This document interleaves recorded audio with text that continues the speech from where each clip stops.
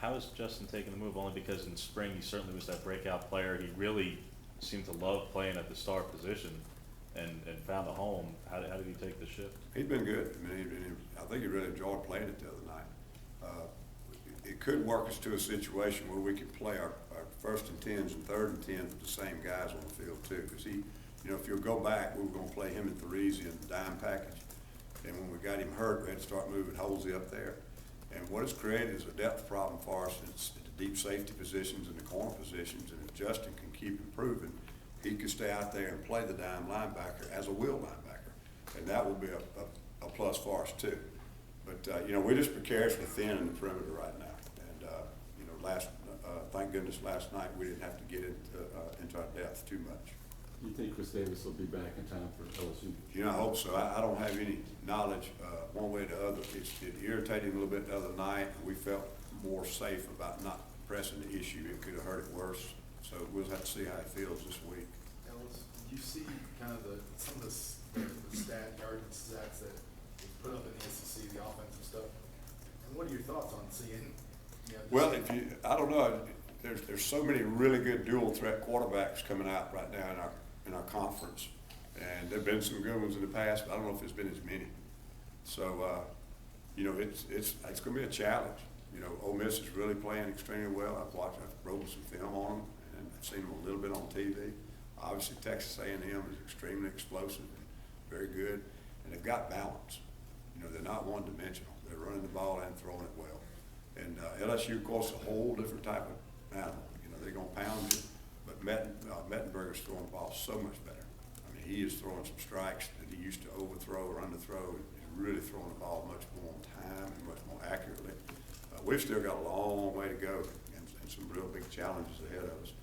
This guy that we just played against, Prescott, I think certainly gave us a good practice that we survived on a dual threat quarterback. He's a good player, and I think with more experience, he's going to be dynamic. Couple more. Ellis, what'd you see out of Everybody played particularly well on defense Saturday night. I don't think anybody had what you'd call an SEC player of the game type deal. We were very pleased with some of the play of a lot of guys, but nobody just had an astounding performance. Ellis, how different does LSU's offense look now with Cam Cameron as offensive coordinator? Do you see much difference on film? It's in a little bit different way of, I haven't seen them run the toss power yet, that downhill power they run, they're handing it off. A couple of things they've done, but I do see a lot of improvement in the throwing accuracy and timing of the quarterback, and I'm sure he certainly deserves a lot of credit for that. You mentioned the D-line and the improvement that showed in the second half. How important are they going to be Saturday to kind of set the tone against a team like LSU? It's going to be huge. I mean, it's going to be a box game. It's going to be some helmets that get kind of messed up. Dana's going to have a lot of work on his hands getting all that paint off the helmets. But it's going to be different. We haven't played anybody with this type of style this year.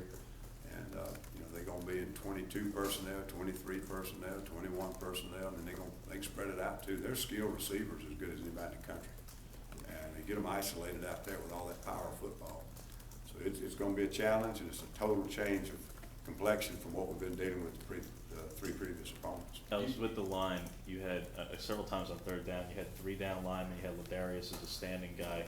Was that merely for this opponent, or is that a package that you're looking to run? We take it every week.